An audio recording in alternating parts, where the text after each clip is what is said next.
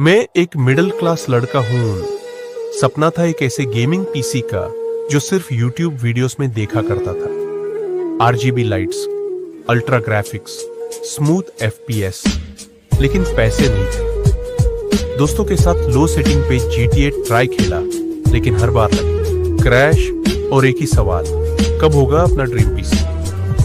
फिर मैंने सोचा काम करूंगा, रुकूंगा नहीं। जॉब किया, अर्बन ड्रिप ब्रांड बनाया, थोड़ा थोड़ा सेव किया।